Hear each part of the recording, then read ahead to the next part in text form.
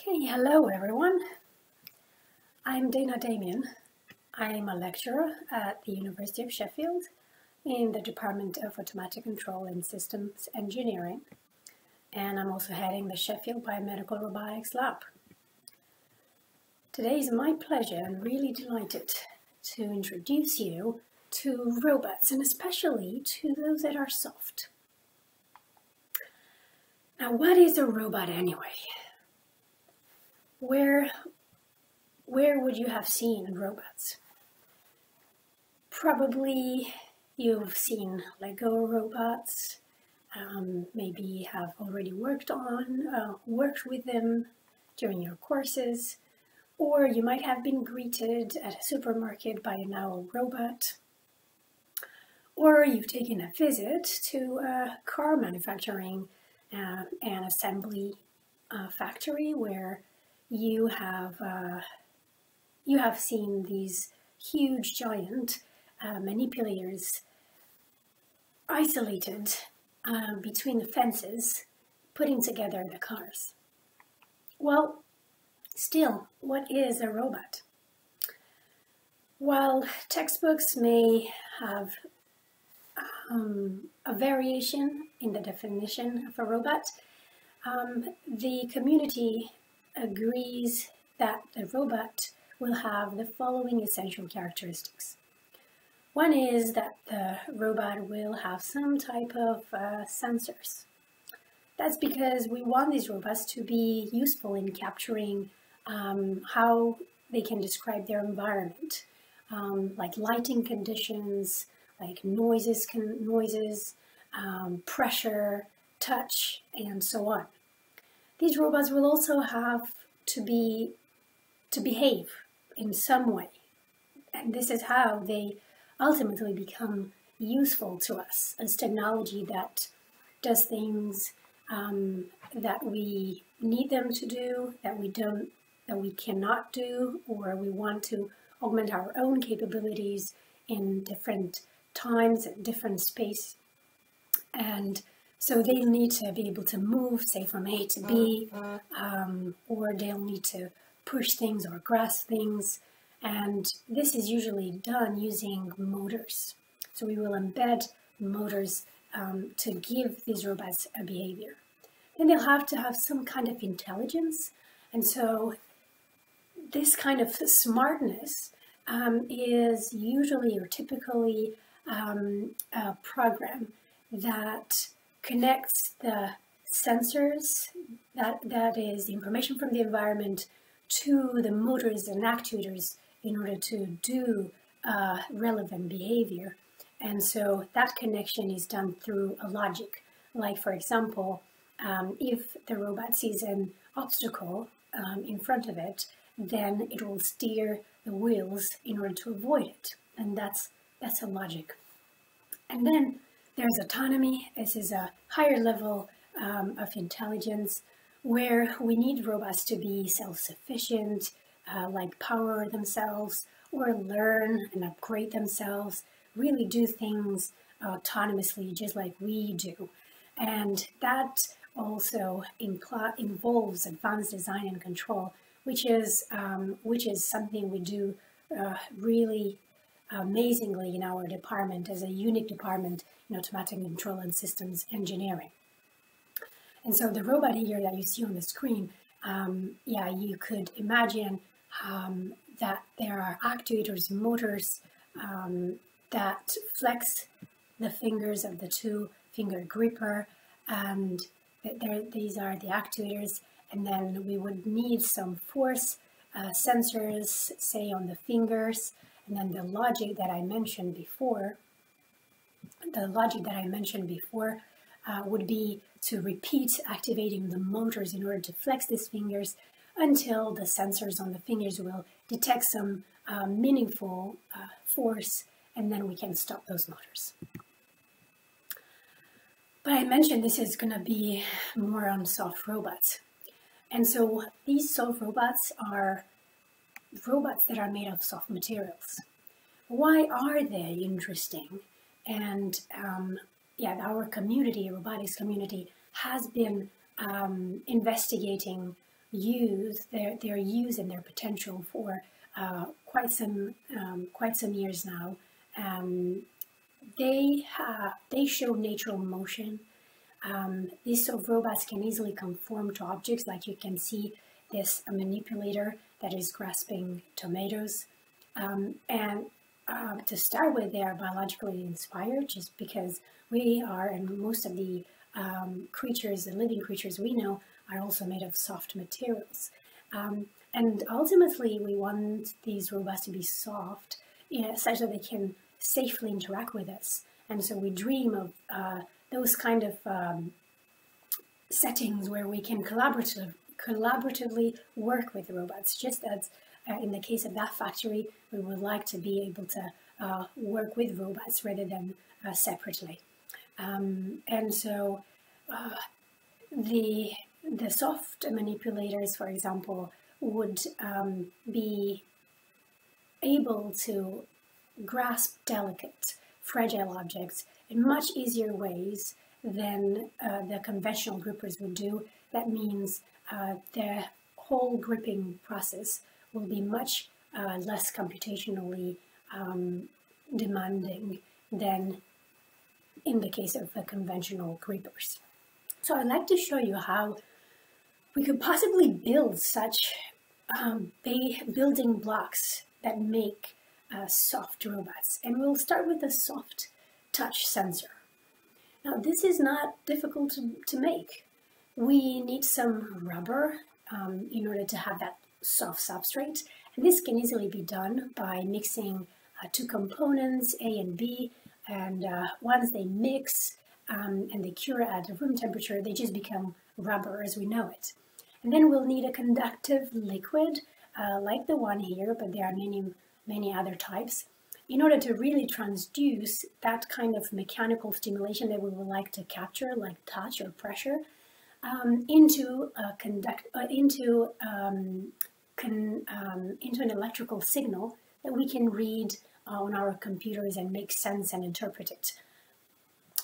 And there we go, we can have a sensor, and I would like to show you one demonstration of such a sensor that captures normal pressure and stretch.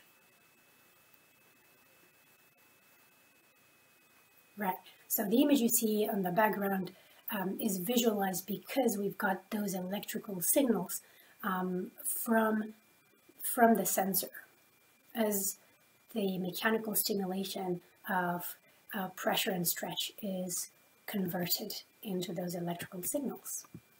Now we move on to how we can build a soft actuator.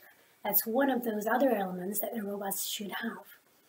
And I want to remind you of one of the first actuators that you have ever played with, possibly, which are balloons.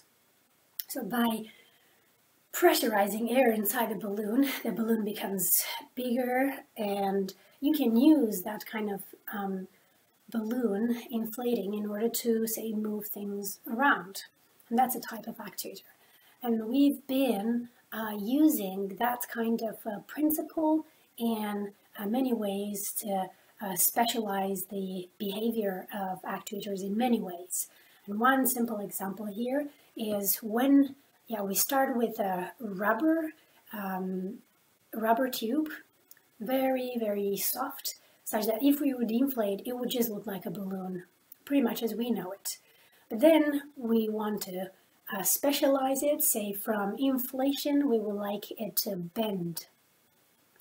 And so we are preparing pre-designed fabric that we can coat this rubber tubing with in order to give us the behavior that we want. So I will play this video for you to show how it would work.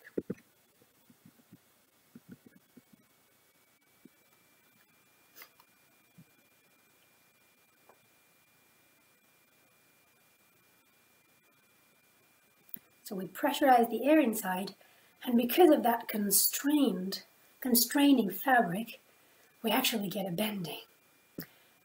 And this kind of effect becomes quite useful if we want to build a gripper again.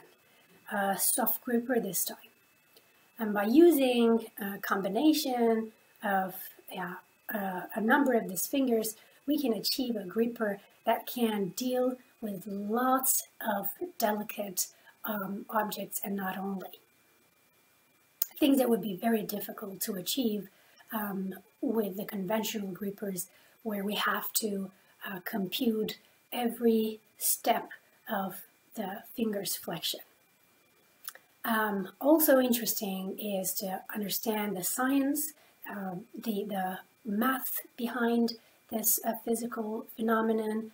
And so we have this elastomeric membrane that we inflate. So we have pressure that acts inside in order to expand the material. But obviously we can't expand infinitely or very fast. It all depends also on the pressure, but it also depends on the stress, on the resistance of the material itself. And so these are all math and physical relations that help us to understand the behavior of the new actuators that we design and predict what they would do in many useful scenarios. And now, as a last case study, I would like to present to you an ingestible, controllable, and degradable origami robot for patching stomach wounds. And this is a project that we run in our lab in collaboration with other academics in our department, Dr. Shuhei Miyashita, as well as collaborator at MIT, Professor Daniela Rus. And we started this project some years ago, thinking about how can we build a surgeon robot, one robot that can perform surgical interventions in a non-invasive way, that is, without making incisions on our body in order to heal or repair parts of our guts. How about a robot that we can ingest, and it will carry those surgical interventions from inside of our body? There are several challenges to this. To start with, how are you going to make this surgeon robot so small that you can ingest it? And at the same time, how can you produce this robot such that it could become bigger once it reaches the wound, as in order to perform meaningful and forceful operations such as sampling some tissue or cutting some tissue when necessary. And so we came up with this concept of using origami, because origami can be folded and become really small to the extent that we can contain it in a pill that we swallow. And once the pill melts inside the stomach, the origami robot unfolds to a 3D structure. And from there, it can achieve the surgical task that we need it to do. There are other challenges, such as what kind of materials you would use, because you would like it to be biocompatible. You would also like it to be biodegradable in order to get rid of it once the surgery is over. And so here we have also investigated all kinds of material, combining them such that we provide in a structure, we can provide a drug-included layer, and all kind of addition between the layers. The other challenge is, how do you actually control this robot from outside of the body? How do you navigate it to the wound? And so in this picture, you can see the secret is that little magnet over there. And now back to what you've learned in physics about the magnetic force and the attraction between two poles. Depending on the magnetic strength of these two objects, two poles, depending on the distance between them, we can see that there is a way to manipulate the navigation or the steering of our robot, because we have embedded a magnet in it. And so we do this in a little bit more complicated way. but using the same principles. Everything takes place around this electromagnetic coil system, similar to an MRI, where we can regulate, we can adjust how powerful the magnets are, depending on how much current we run through these electromagnetic coils. And so using the strength of the magnets, the distance between them, we can orchestrate how we navigate, how we steer the robot inside the body. So I'll run this video to see performance of this biodegradable origami robot.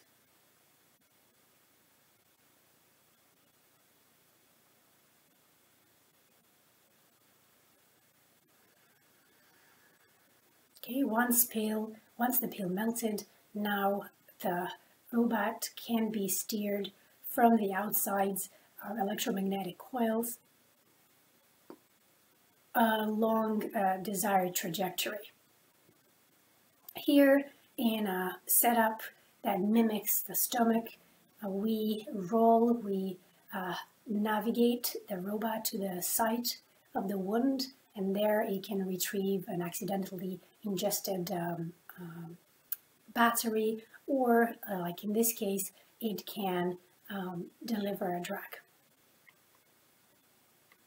Now, and so I would like to finish my presentation showing you not only robots as we work in research towards clinical use to industrial use, but very exciting is about the robots that are built by students at the University of Sheffield.